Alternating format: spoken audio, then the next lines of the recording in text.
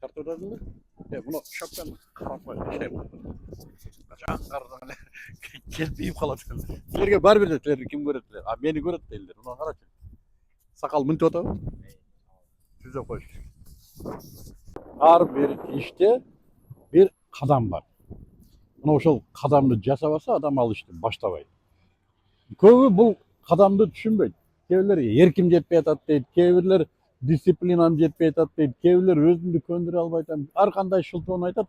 Бирок психологтордун дагы, психологиялык тренинг өткөн тренерлердин дагы, коучтардын дагы бүт дээрлик бардыгындагы негизги инструмент ушул бир қадам бар. Айтмакчы, биз ушул кадамдарды тренингтерде сөзсүз үйрөтөбүз. Жана ким биздин тренингтерге катышам десе, ылдыйда шилтеме бар. Ошо менен кирип катталсаңыздар болот. Демек, бул кадам эмне? Видеонун аягына чейин көрүңүздөр. Мисалга, мен бир үйдү башташым керек, бир үй салышым керек. Долбоору, тиги бу оюмда бардыгы бар, чуркасам билем, чуркасам акча табам, ал үйдү баштасам, салам. Бирок эмне үчүн баштабайм? Баягы мен айткан кадам жасалбаса баштабайм. Бир кыз жакшы көрүп калды, бир жигит аркасынан чуркап жүрөт экөө, достоштуу экөө жүрөт, 2 жылдан бери эмне үчүн үйлөнбөйт? Баягы бир кичинекей кадам бар. 2-3 секунддук кадам бар. Мына ошо кылынбаган үчүн. Же ошондой эле бизнес маселесинде движение кылыш керек эле, бизнес башташ керек эле, бизнес кылышым керек эле. Достору да айтат, кеттик мени менен муну кылайлык. Аялы да айтат, мына жака чыксаңыз, муну кылсаңыз болот. Балким тренингтерге да келет, мисалы үчүн бизге да келет. Бирок баштабайт. Эмне үчүн? Баягы 2 секунда, 3 секундалык баягы кыймыл кылынбай атат. Бул 2 секундалык, 3 секундалык кыймыл кылынышы үчүн кээде тоону томкоро турган күч зарыл болот. Балким адамдар ушул күч кетет деп коркуп, ушул 2 секунда, 3 секундалык ишти кылбайт. Кана мен азыр эксперимент жүргүзөм. Мен бул жөнүндө бир видеода чыгаргам. Караңыздар, мен отурдум. Отурам, ар нерсени сүйлөп отурам. Туруш керек эле. Батыраак ишке барыш керек эле. Ишке барыш керек эле. Күн да кечкирип атат. Так деп отура берем, бирөө телефон чалып калды. Аны менен сүйлөшөм, бирөөлөр келип, "Ага, эмне кылып отурасыз?" Аны менен сүйлөшөм. Ишке барышым керек. Зарыл мени издеп атат. Бирок мен турбайм. Эмнеге? 2 же 3 секундалык бир ишти кылбаганым үчүн. Ал иш эмне? Мен бир видеода айткам, көчүктү көтөр, жамбашты көтөр дедим. Но 2-3 секунд убакыт кетти. Ушуну кыргыз тилинде чыгынуу деп коет. Чыгынуу, бир ишке чыгынуу. Караңыздар, ошо чыгынышым үчүн мен эмоционалдык, психологиялык, койчу интеллектуалдык бүт энергиямды чогултуп туруп анан турушум керек да. Ушуга мен даяр болбой атам дегени мына ушул. Мен көчөгүмдү көтөргөнгө, мен чыгынганга даяр эмесмин. Эгерде чыгынууга даяр болбосоң, ар нерсе алаксыта берет сени. Ар нерселер алаксыта берет. Бияктан кереги жок бир иш чыгып калды. Кереги жок. Сен эгерде чыгынып бир ишти кыла турган болсоң, ал ишке карамак эмессиң. Бирок чыгынбай атасың, мынага ошол ишке алаксыйсың. Азыр мен мына Куранды жатташым керек, чыгынбай атам, бирок мына жакта бир СМС окуп коюшуң керек. Эгерде Куранды окуп баштасаң, ал СМСке убакыт да жок. Мына ушул биздин күчүбүздү алат экен. Мына ушул биздин өмүрүбүздү ысырап кылат экен. 3 секундалык чыгынуу жок болсо, биздин өмүрүбүз тикке кетет экен. Кылган иштерибиз баардыгы текке, тапкан акчаң да ысырапка кетип калат. Эмнеге?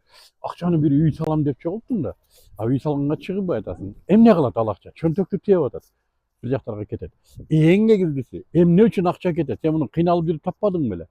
Себеби сен нафсиң чыгынгысы келбей атат дагы, жаңы ишке урунгусу келбей атат да, давай батыраак акчаны түгөтөйлүк дейт. Давай жок кылайлык акчаны дейт. Демек, чыгынуу чоң маселе балдар. Чыгынуу ушул 3 секундалык чыгынуу гана эркти талап кылат. Бир ишти кылуу үчүн эрктин күчү жетпейт. Мисалы үчүн мен залга барышым үчүн чыгынышым керек. Мына туруп кой деп спортивканы кийип, көчөгө чыгып, разминка кылышым үчүн мага 3 эле секунд керек болду. Кой, мен кеттим, кылам деген. Ушуга 3 секундага гана эрк керек. Көчөгө чыгып, чуркап, тердеп, анан душ кабыл алып, анан кайра кийиниш үчүн башка кубат керек болот. Чоң аккумулятордо кубат керек болот. Ал бар. Вот 3 секундага эрк даяр турат. Адам өлгөнгө чейинки эрк бар, турат. 3 секундага заряды жетет. Болгону чыгынбайсың ушу 3 секундага. Эмне үчүн чыгынбайсың? Вот бул маселе. Эмне үчүн чыгынбайсың? Айтып атабыз, себеби коркунуч бар. Күчүм жетеби, эрким жетеби деген коркунуч бар. А эмне кылыш керек? Муну четиш керек, чыгынганды үйрөнүш керек экен. Давай, кеттик. Давай, мен мынаны кылайын, болду. Мына ушул чыгынуу адатын пайда кылыш керек экен. Бул адаттар эмнеден пайда болот?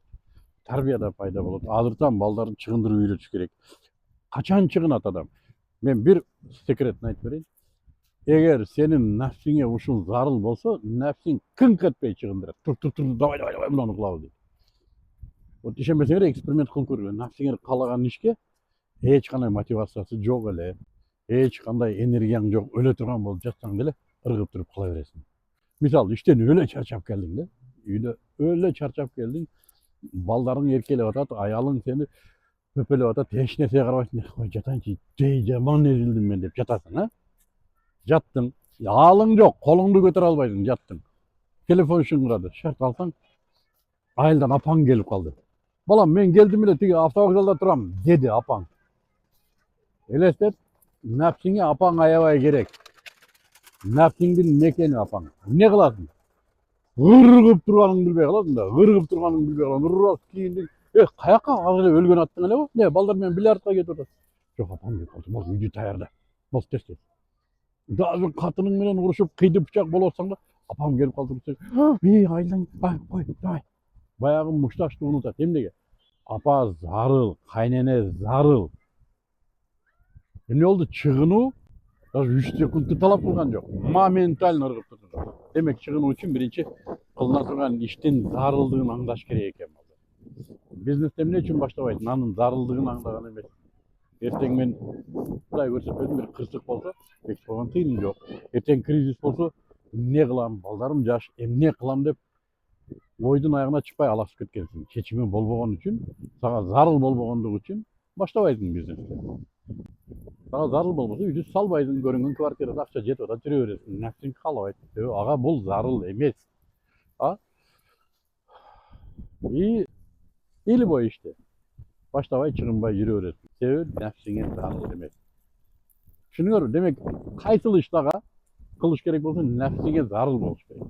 Нафсиңе зарыл болмоюнча ал ишти кылбайсың. Көчүктү көтөрбөйсүң. Чыгынбайсың. Демек, ошон үчүн бизнес кылыш керекпи? Бизнес жөнүндө көп ойлонуш керек. Бизнес жөнүндө көп угуш керек. Сабактарга катышыш керек. Семинарларга катышыш керек.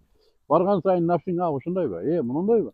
Мындайбы деп ынана баштайт. Ой, баштайлы канда дейт. И бир күн чыгынасың. Балдар, ылдыйда шилтемелер бар. Ошо менен кирип, биздин тренингтерге катышсаңар, биринчи эле модулдан баштап зарылдыгын түшүнөсүңөр. Кой, мындай элдер мындай жашап аткан турбайбы? Элдер мындай кылып аткан турбайбы? Мен колуман келет экен, мен да кылайын дейсиңер. Түшүндүкпү? Баштагыла.